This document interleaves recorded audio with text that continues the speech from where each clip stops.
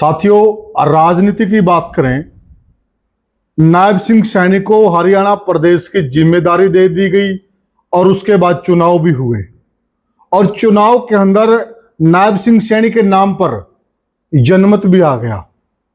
परंतु बीजेपी के अंदर आज भी कुछ नेता हैं इस जनमत को भी जनमत नहीं मान रहे। बहुत कुछ चल रहा अंदर खाते, बहुत कुछ बयानबाजी भी होती समय समय पर। अभी अभी हालिया बयान था आरती राव का कि पूरे हरियाणा प्रदेश के अंदर कोई भी यह मानने को तैयार नहीं था कि बीजेपी की सरकार आएगी। स्वयं बीजेपी वाले भी नहीं मान रहे थे। ये बात सत्य भी है। बहुत से लोगों के साथ हमारी भी बात हुई चुनाव के दौरान, परंतु हम मानते थे कि सरकार आएगी। हमने माहौल बनाया है, सरकार हमारे दम पर आई है। और डिनर डिप्लोमेसी हुई, आपने देखा कई सारे विधायक आरती राव का जो डिनर था उसमें शामिल हुए। इवन यहां तक एक कांग्रेस की विधायिका भी उस डिनर में शामिल हुई। ठीक उसके कुछ दिन बाद स्वयं प्रदेश के मुख्यमंत्री चलकर आए और वो राय साहब के साथ डिनर करते हैं और वो तस्वीरें भी वायरल हुई। तो इस बात का क्या मतलब है? क्या जो प्रदेश के मुख्यमंत्री हैं, क्या वह यह चीज मानते हैं कि सरकार राव साहब की वजह से आई? राव साहब बड़े नेता हैं या फिर उनकी भी एक डिप्लोमेसी है? जो भी एक विरोध का स्वर उत्पन्न होता है हरियाणा में, वो उसी को अपनी बोतल में उतार लेते हैं, अपने पाले में लाने की कोशिश करते हैं, उनके घर चले जाते हैं। पीछे आपने देखा होगा जब अनिल विज बोल रहे थे, वो अनिल विज के घर पे चले गए थे। तो क्या हम इसको मुख्यमंत्री की समझदारी कहें या फिर डर कहें? दोनों बातों में से एक बात तो कंफर्म है। तो इस चर्चा में हमारे साथ जुड़े हुए वरिष्ठ पत्रकार और राजनीतिक विश्लेषक प्रद्युमन जोशीला जी। प्रद्युमन भाई राम राम। राम राम जी, सभी दर्शकों को नमस्कार, राम राम। प्रद्युमन भाई, क्या विरोधियों को बोतल में उतारने की कोशिश हो रही है या डर है? क्या कहेंगे आप? देखो, मेरा ये मानना है कि डर तो किसी प्रकार का नहीं है। अच्छा। डर इसलिए नहीं है क्योंकि बीजेपी के पास बहुमत है जी, और किसी भी 1, 2, 5, 10 या 15 विधायकों की हिम्मत नहीं है कि वो पार्टी छोड़ दें या वो मुख्यमंत्री का खुलेआम विरोध कर दें। क्योंकि जो दल बदल कानून है उसमें 2/3 विधायक चाहिए। वो किसी नेता की इतनी हिम्मत नहीं है कि वो 2/3 विधायकों को उस हालात में इकट्ठे कर दे जब नरेंद्र मोदी और बीजेपी केंद्र में सत्तारूढ़ है। बीजेपी तो दूसरी पार्टी सरकार तोड़ के अपनी बना रही है। ठीक बात है, ठीक है ना? तो अपनी वाली डर तो है नहीं। अच्छा, फिर एक बात और प्रद्युमन भाई, जब इस तरह से सरकार टूटती है जी, जब इस तरह से एक धड़ा 2/3 का धड़ा अलग चला जाता है, उसमें विपक्ष का बहुत बड़ा रोल होता है जी। और विपक्ष से क्या हालात है हरियाणा में, ये जनता भी जानती है और हम भी जानते हैं जी। इसलिए ये तो सूरत हाल है नहीं जी। दूसरी बात आप क्या कह रहे हैं? दूसरी बात ये है, जहां तक बात है समझदारी की, तो मैं ये मानता हूं कि जो आदमी नीचे से उठ के एक नौकरी करने वाला या एक बहुत ही साधारण कार्यकर्ता और वहां से मुख्यमंत्री की कुर्सी तक पहुंचे, तो उसको नफा नुकसान घाटा बाधा सब चीजों का पता होता है। यहाँ वो समझदारी दिखा रहे हैं। आज जो समझदारी नायब सिंह सैनी दिखा रहे हैं, अगर यही समझदारी कांग्रेस के नेता, जो सबसे बड़े नेता थे भूपेंद्र सिंह हुड्डा, वो दिखाते तो आज मुख्यमंत्री होते, सरकार होती कांग्रेस। नायब सिंह सैनी क्या कर रहे हैं?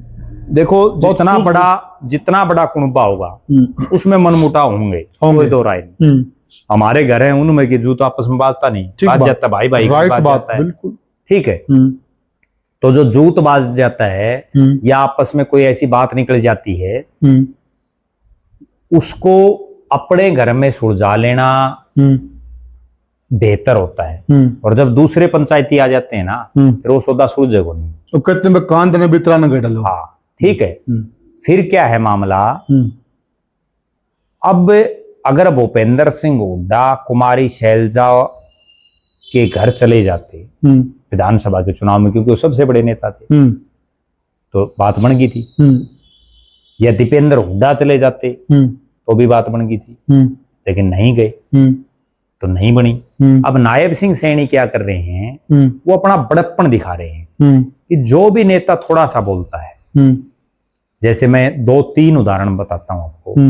नायब सिंह सैनी ने अनिल विज ने बोलना शुरू किया नायब सिंह सैनी के खिलाफ, उनके घर पहुंच गए। घर पहुंच गए। आज अनिल विज दे रहे हैं कोई बयान? नहीं नहीं नहीं दे रहे ना, नहीं दे रहे। बिल्कुल चुप बैठे हैं। रणधीर पनियार हैं नलवा के विधायक, जिनको जब अमित शाह आया अग्रवा मेडिकल कॉलेज में तो वहां मंच पर से उतार दिया गया। यस, हर जगह जो है चर्चा चली, कुलदीप बिश्नोई का खास विधायक उतार दिया, उसकी बेइज्जती कर दी, तरह तरह की बात, तरह तरह की बातें, यहाँ तक भी बातें की गई कि भाई जाट समाज का एक विधायक उतार दिया गया, समाज का तिरस्कार है, बीजेपी वाले जाटों की बेइज्जती कर रहे हैं, बहुत तरह की बात बिल्कुल हुई। फिर क्या करे नायब सिंह सैनी ने, उनको हेलीकॉप्टर में बिठाना शुरू कर दिया अपने साथ। यहाँ एक प्रोग्राम था हिसार में, साइकिल रेस का प्रोग्राम था, उसको यहाँ से बैठा के चंडीगढ़ ले गए। ठीक है, फिर गाड़ी में बिठा लेते हैं वो, उसके बाद कुछ नहीं, वो सब लोग भूल गए। यानी गजब की डिप्लोमेसी। भाई अमित शाह की स्टेज से उतारा हुआ आदमी है, भूल गए ना लोग। हाँ, वो अमित शाह की स्टेज से उतारा हुआ नहीं, वो मुख्यमंत्री के साथ हेलीकॉप्टर में चढ़ा हुआ व्यक्ति हो गया। बस वो मामला हो गया, वो मामला हो गया। फिर उसके बाद तीसरा पॉइंट आ जाओ, आरती राव की कोठी पर राव इंद्रजीत ने डिनर दे दिया।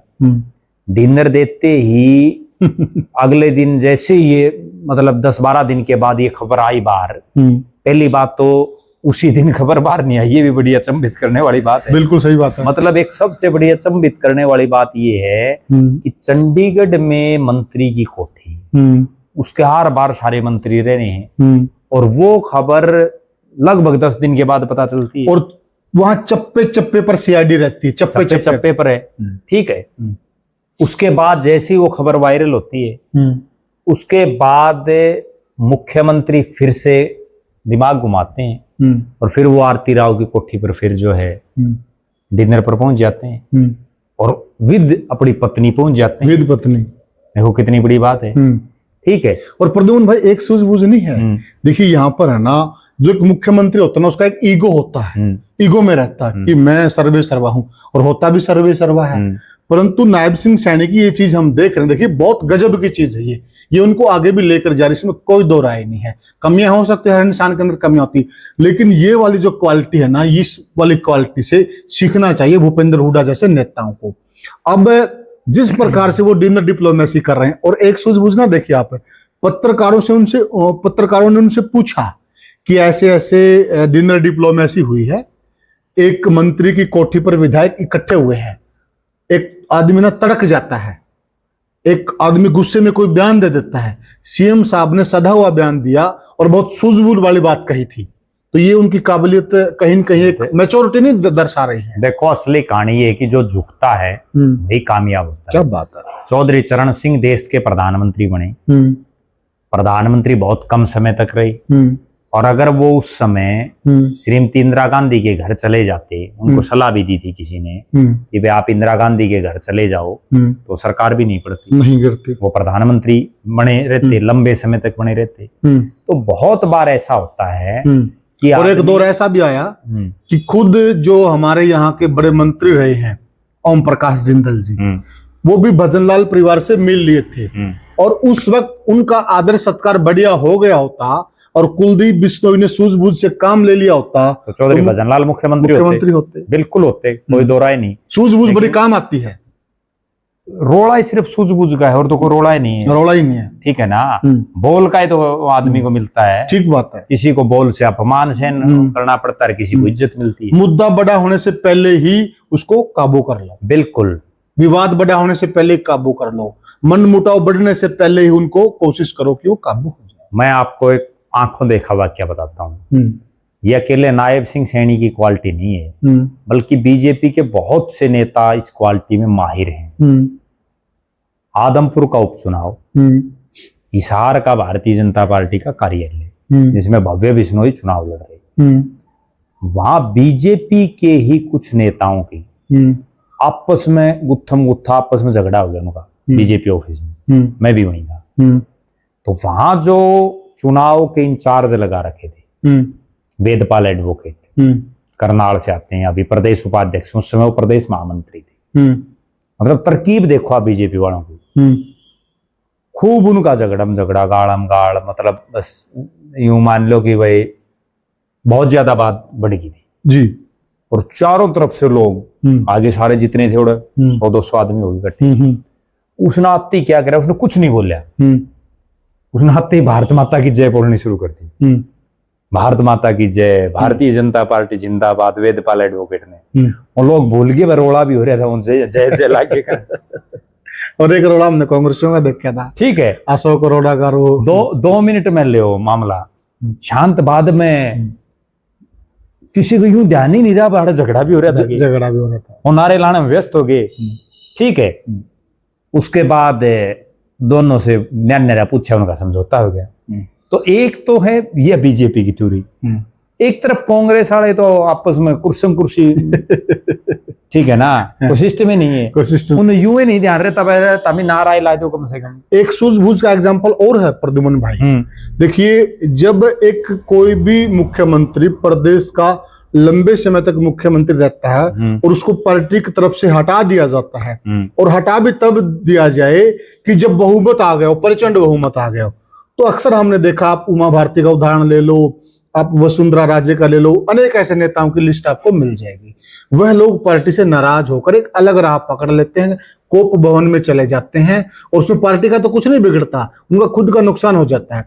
एक बड़ा एग्जाम्पल शिवराज सिंह चौहान है, उनको हटा दिया गया, और हटाया वो किन परिस्थितियों में हटाया जग जाहिर है, लेकिन उन्होंने उसी दिन से ये कहना शुरू कर दिया, ठीक है मेरा एक टास्क पूरा हुआ, अब मैं दूसरे टास्क में लग गया हूं, अब मेरा केवल एकमात्र उद्देश्य है, जो 29 की 29 लोकसभा की सीटें हैं, इनको जिताकर हम प्रधानमंत्री नरेंद्र मोदी की झोली में डालने का काम करेंगे। और देखिए, उसके बाद आज वो प्रदेश में कृषि मंत्री है, उसमें देश में कृषि मंत्री। तो सूझबूझ नहीं थी क्या ये? नहीं, बिल्कुल। देखो, अगर वो अलग राह पकड़ लेते, बीजेपी को यही रहना था, मोदी को यही रहना था, उनका है ना कुछ नहीं होता, घर बैठे रहते। क्योंकि आज अमित शाह की जो लॉबी है, मोदी की जो लॉबी, वो बहुत मजबूत है, उसका कोई कुछ नहीं बिगाड़ सकता। एक समय आएगा, ठीक है, ये लॉबी भी टूटेगी, लेकिन आज हम शिवराज सिंह चौहान की इसको बहुत बड़ी सूझबूझ कहेंगे। देखो, बात आपकी बिल्कुल सही है, और मेरा तो यहां तक मानना है कि पार्टी जो है ना, वो अपने आप में बहुत बड़ी चीज होती है। बिल्कुल सही कहा। और पार्टी में जब तक आदमी है तो उसके सितारे आसमान पर रहते हैं। जैसे ही वो पार्टी से छोड़ देता है या पार्टी उसको निकाल देती है, उसके बाद कोई इक्का दुक्का कामयाब होते हैं, बाकी तो सिर्फ बस संघर्ष में ही बीत जाता है।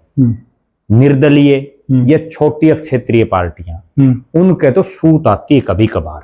अब जैसे दुष्यंत के एक सूत आ गई कि बीजेपी का बहुमत नहीं आया, इसके 10 MLA आ गए, डिप्टी सीएम बन गए।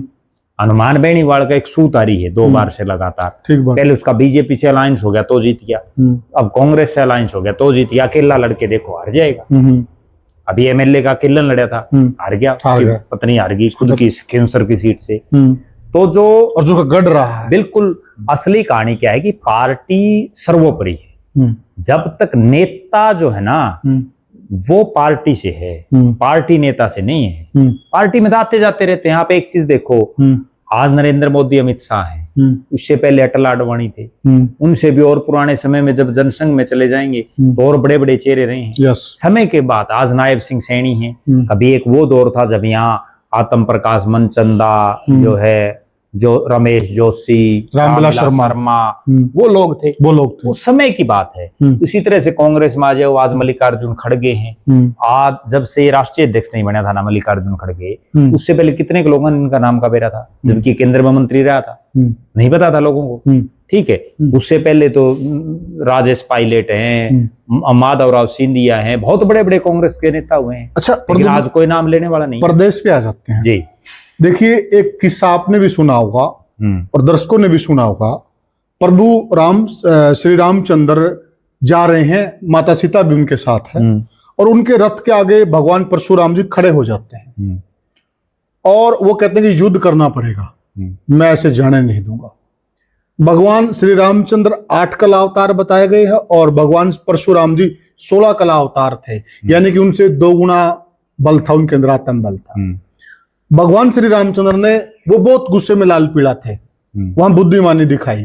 वो रथ से उतरे, और रथ से उतरने के बाद वो सीधे भगवान परशुराम जी की तरफ गए, और सबसे पहले उन्होंने उनके चरण स्पर्श किए कि आप मुझसे उम्र में बड़े हैं, तजुर्बा आपका ज्यादा है, अब आपका आदेश है तो मुझे युद्ध तो करना होगा, लेकिन उससे पहले आप मुझे आशीर्वाद दीजिए। वहीं से 8 कला उन्होंने, सुनने में आता कि 8 कला उन्होंने खींच लिया। परशुराम जी 8 कला अवतार हो गए, चरण स्पर्श करके 8 कला खींच ली। कोई विद्या जानते थे वो, और वो खुद 16 कला अवतार हो गए। उसी टाइम से कहते हैं कि जो परशुराम जी थे उनका भी हृदय परिवर्तन हो गया। बस जिस आदमी ने, मैंने तो युद्ध के लिए ललकारा, उसने मेरे चरण स्पर्श कर ली, तो अब मैं क्या युद्ध करूंगा, कि आप श्री रामचंद्र जी आप आगे जाइए, आप आगे बढ़ने के लायक हैं, ऐसे कह के रास्ता छोड़ दिया। तो क्या यही काम नायब सिंह सैनी ने नहीं कर दिया है? एक तरफ से शोर शराबा था प्रदेश में कि देखिए इतने विधायक हमारे आए हैं, अब राव साहब ने अपने तर्कस से तीर निकाल लिए, उधर से आरती भी बयान दे रही थी, एक माहौल बना हुआ था और लोगों की भी बाँछें खिल गई थी, विपक्षी लोगों की, अब कुछ होगा प्रदेश में। परंतु नायब सिंह सैनी ने तुरुप का इक्का चल दिया, गए, खाना खाया, और अब किस मुंह से बोलेंगे राव साहब? देखो, मैं एक बड़ी गजब बात इसमें, जब उनके घर ही चले गए वो, एक गजब बात और जोड़ता हूं। जो आपने कहा ना चरण स्पर्श की, बीजेपी के नेताओं में ये संस्कार कूट कूट के भरे हुए, इसमें कोई दो राय नहीं। अभी बिल्कुल जस्ट वाक्य है, चौधरी भूपेंद्र सिंह हुड्डा के बड़े भाई की धर्मपत्नी का निधन हो रहा था। क्या गजब बात कर रहे हैं। वहां प्रदेश के मुख्यमंत्री नायब सिंह सैनी, प्रदेश में पूर्व मंत्री रहे और रोहतक में जो बार बार हुड्डा परिवार को ललकार रहे मनीष ग्रोवर, दोनों हुड्डा साहब के पांव का हाथ लगा रहे हैं, चरण स्पर्श कर रहे हैं। और दीपेंद्र हुड्डा का हाथ यूं करके उन्होंने अपने माथे के लगाया यूं पकड़ के नायब सिंह सैनी ने जी। तो अपने आप में ये दर्शाता है कि बीजेपी वाले किस ढंग के संस्कार उनमें हैं। ठीक है, हम ये भी मानते हैं कि दीपेंद्र हुड्डा में भी इस तरह के संस्कार हैं, ठीक है, लेकिन अकेले दीपेंद्र से तो काम नहीं चलेगा ना। अब दीपेंद्र तो पाया का हाथ लगा दी और उसके गिल्ले खड़े एमपी एमएलए के बराबर राम रमी नहीं खड़े, ठीक बात, तो कैसे काम चले? राइट बात। अब नायब सिंह सैनी ने अगर उनके पांव का हाथ लगाया तो मनीष ग्रोवर जो बिल्कुल खुलेआम बोल रहे हैं, क्या सही कह रहे हैं, उन्होंने लगाने पड़े और लगाए और उसका मैसेज ये गया, वो बड़ा वायरल हुआ कि भाई देखो मनीष ग्रोवर हुड्डा साहब के पांव का हाथ लगा रहा है। क्यों लगाए? बिल्कुल, क्योंकि वो उम्र में उनसे बड़े हैं, राजनीतिक विरोधी हैं। ठीक बात है। अब मैं एक उदाहरण और दूं, अब नरेंद्र मोदी एक वीडियो और वायरल है जिसमें वो दीपेंद्र हुड्डा के लिए कह रहे हैं कि छोटे हुड्डा साहब आप यहाँ खड़े हो, देश का प्रधानमंत्री है, ठीक बात, और वो विपक्ष के एमपी के लिए क्यों कहेगा? सही बात, क्या जरूरत है उसमें? जी, राहुल गांधी तो हमने कभी नहीं सुना कहता, ठीक बात है, बीजेपी वाला वो नाम भी जानता है क्या सभी बीजेपी वाला? बात तो ये भी बड़ी गजब है, ठीक है ना, ये भी बड़ी गजब है। बीजेपी वाले कहा, वो कांग्रेस वाले कौन जानता बेचारा? कांग्रेस वालों को नहीं जानता। समस्या ताड़े हो रही है, नहीं तो कांग्रेस का उद्धार हो जाए। ठीक बात है, ठीक है ना, ठीक बात है। तो ये है गजब के देता है हमारा राहुल। बिल्कुल बिल्कुल बिल्कुल, इसमें कोई दो राय नहीं है। बिल्कुल।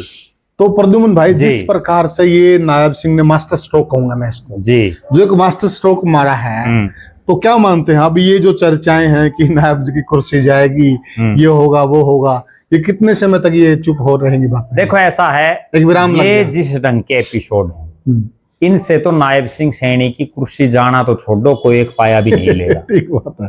कुर्सी उस दिन जाएगी जिस दिन मोदी के दिमाग में ये आएगी भाई अब ये जो है बदलना पड़ेगा मामला, भाई हमने जो लेना था इनसे ले लिया, बस जो, क्योंकि बीजेपी की एक बड़ी खास बात है और विशेषकर मोदी और अमित शाह की, वो जिस नेता में जितनी कैपेसिटी होती है पार्टी को आगे बढ़ाने की, उसको खूब मौका देते हैं और फिर उसको यूज करते हैं, और जैसे यूं लगे भाई आप कोनी काम चल रहा है नींबू की तरह, तो फिर उसको जो है छोड़ देते हैं। अब आप कोई आदमी कल्पना कर सकता है कि मनोहर लाल खट्टर को मुख्यमंत्री होते हुए गुड़गांव के प्रोग्राम में नरेंद्र मोदी ये कह रहे हैं कि हम तो एक ही चटाई पे सोया करते, एक स्कूटर पे घूमते, एक ही स्कूटर पे घूमते, और अगले दिन वो खट्टर साहब का नाम में कट गया, भेजाओ खट्टर साहब। फिर उसके बाद उनका पोस्टरों में मतलब प्रचार सामग्री में फोटो हटा दिया भाई इसका चेहरा दिखाने से वोट नहीं आएंगे। ठीक बात है, ठीक है, कोई कल्पना कर सकता हो तो बताओ। और फिर उनको कैबिनेट का मिनिस्टर बनाना, जब यूं लगा कि भाई अब ठीक है चुनाव जीत गए, मामला सेट हो गया, मामला सही हो गया, मेरा दोस्त है, अब दोस्ती निभा देते हैं। अब उसको बिजली मंत्री बना दिया पूरे भारत का, और उसका राष्ट्रीय अध्यक्ष के लिए नाम चल रहा है, जोर सबसे स्ट्रॉन्ग में चल रहा है, सबसे स्ट्रॉन्ग में चल रहा है। मोदी जी की तो यही तो कला है बीजेपी वालों में। ठीक बात। जबकि कांग्रेस वालों तो ये हालात है। बीजेपी और कांग्रेस में एक अंतर और मैं बताऊं, बीजेपी वाले काम लगाए रखते हैं। अब उन्होंने बना दिया मन की बात का प्रमुख, बताओ, ठीक है। कोई बना दिया स्वच्छता प्रमुख, कोई बना दिया बोला विभाजन विभीषिका कार्यक्रम, ठीक है। कांग्रेस वाले जिला प्रधान नहीं बन रहे। अच्छा प्रद्युमन भाई, एक और गजब की बात, मेरे को एक बुजुर्ग आदमी मिला और हल्का नारदंड का ही था, तो बड़ी गजब की बात कही। तो ये सारा जो एपिसोड चल रहा है, उन्होंने कहा कि ये सारा है ना बीजेपी इसलिए कर रही है, जो विपक्ष है ना वो हाशिए पर है। अब ये मुद्दे विपक्ष के बनते थे, सरकार गिरेगी, ये होगा वो होगा। अब विपक्ष तो कुछ कर नहीं पा रहा। अब बीजेपी फ्री कैसे बैठे, वो खेल खेल रही है अपने नेताओं से, बयानबाजी, कभी डिनर डिप्लोमेसी, कभी कुछ, और फिर उन सारी बातों को काबू कर लेते हैं। बोले वो बड़े मजे से खेल खेल रहे हैं। अब जो सवाल विपक्ष को उठाने चाहिए वो खुद बीजेपी वाले उठा देते हैं और बीजेपी वाले जवाब दे देते हैं। एक माहौल बना रहता है। वो क्या है, भारतीय जनता पार्टी की बड़ी खास बात है, वो दो चीजों पर ही फोकस है, मैनेजमेंट और मार्केटिंग। चर्चा में रहते हैं, अपने नेताओं को व्यस्त रखते हैं, उससे वो चर्चा में एक माहौल सा बना रहता है। ठीक है। कांग्रेस में तो ये है कि सारे खाली बैठे हैं, कोई काम ही नहीं है। मतलब हालात ये है कांग्रेस की कि जवाहरलाल नेहरू की जयंती मनानी है तो 10 आदमी, एमएलए तक नहीं आते। राजीव गांधी की पुण्यतिथि मनानी है तो कोई नहीं आता। राहुल गांधी का जन्मदिन मनाना है तो नहीं आती भीड़। बिल्कुल ठीक बात। ठीक है। और वो भीड़ आए कैसे, किसी की जिम्मेदारी ही नहीं लगाते। और ये धन्ना भगत तक की जयंती, ये तो क्या करते हैं कि अब मान लो कोई कार्यक्रम आ गया, जैसे मैं एक उदाहरण दूं, भाई इन्होंने बना दिया जो आपातकाल लग गया, उस आपातकाल का अलग अलग जगह प्रोग्राम, बिल्कुल सही। उस आपातकाल के भी इंचार्ज लगा दिया, ये आदमी इस प्रोग्राम को कराएंगे, बिल्कुल। तो उनको जिम्मेवारी मिल गई, वो फ्री नहीं बैठेंगे, वो सारा दिन लगे रहेंगे। कांग्रेस वाले कुछ करेंगे और उनका भी होगा, हमारे को जिम्मेवारी। बोले तू कौन है, बोले जी मैं बोले पन्ना प्रमुख हूँ। बताओ। कई आदमी बोले जी आप क्या हो, बोले जी मैं BLA1 हूँ। उसने BLA1 कानून बेरा फुल फॉर्म किए, लोगों ने भी नहीं बेरा। लोगों ने तो चलो ना बेरा हो, जो बन रहा उसने तो बेरा होना चाहिए। उसने मैं तू बन के रहा। एक आदमी है, एक खास बात बताऊं, उसको भारतीय जनता पार्टी ने एक प्रकोष्ठ मोर्चे जो है उस मोर्चा में बना दिया कुछ। तो वो मेरे पास उसका फोन आ गया कुदरती, बोला भाई साहब मेरे को ये बना दिया। तो वो जो नाम ले हुए है वो प्रकोष्ठ में है, पदे नहीं जी। मन ने फिर उसको बता, मैं तो यूं तो नहीं बना दिया। बोले हाँ यूं बना दिया, इसका मतलब उन्हें बोलना ही नहीं आ रहा, तो ये बना दिया। ठीक बात है। ठीक है नहीं, प्रकल्प बोलते हैं। प्रकल्प मतलब आधे से ज्यादा लोग है ना प्रकल्प को बोलना हुआ है। दर्शकों आपको पता हो तो बताना प्रकल्प क्या होता है। बीजेपी में प्रकल्प बना रखे हैं। ठीक बात है। बताओ क्या करोगे। ये जरूर है कि पर जरूर कतर देते हैं और कॉपियों के कतरे में, बस ये हालात है। ये हालात है। इसलिए जो है सिस्टम जो बीजेपी में बढ़ रहे हैं ना बेचारे, उनने कौन बेरा माहिर आदमी है। अब ग्रीवेंस कमेटी के मेंबर बना दिए, एक जुल्म 70 उनने जो मेंबर बनाए उन्हें यही नहीं पता करना की है। प्रद्युमन भाई देखिए, ये कांग्रेस को सीखना चाहिए इनसे। बस वो केवल इसलिए बना दिए कि भाई ठीक है एक पूंजड़ी लगा दी अपना घूमने, बिजी रहेगा आदमी, माहौल बना रहेगा, चर्चा रहेगी पार्टी। बस ये है मामला। ये बहुत अच्छा है। तो साथियों हमने चर्चा की, देखिए सूझबूझ हर जगह काम आती है, नम्रता भी हर जगह काम आती है, क्योंकि बुजुर्गों से हम सुनते आ रहे कि नम्रता इंसान का सबसे बड़ा गहना है। वो गहना इस प्रकार से है जिस प्रकार से नायब सिंह सैनी यूज कर रहे हैं। जो भी उनके खिलाफ मोर्चा खोलता है तो वो तरीके से उस आदमी को बोतल में उतार लेते हैं, अपने पाले में कर लेते हैं, उसके घर चले जाते हैं। कितना बोलेगा बंदा। अब मान लिया आप किसी को गाली बक रहे हो, कुछ कह रहे हो, अगर वो आदमी आपके घर चला जाए तो आप क्या करोगे? चाय पिलाओगे, आदर सत्कार भी करोगे। तो ये गजब की कला है नायब जी में, इसमें कोई दो राय नहीं है।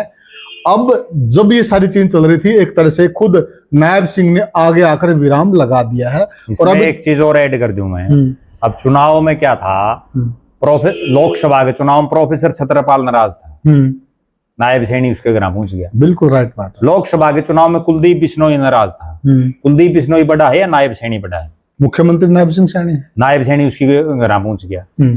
तो ये वो काम करते हैं, जबकि कांग्रेस वाले इकड़े जाते नहीं। ठीक बात है। ये तो सरकारें आ जाती चले जाते थे। बिल्कुल ये है समस्या। ये है समस्या। तो साथियों हमने चर्चा की, आपको हमारी चर्चा कैसी लगी हमें कमेंट सेक्शन में जरूर बताइएगा। वीडियो को ज्यादा से ज्यादा शेयर कीजिएगा और चैनल को सब्सक्राइब कीजिएगा। फिर मिलेंगे किसी और वीडियो में, तब तक के लिए राम राम।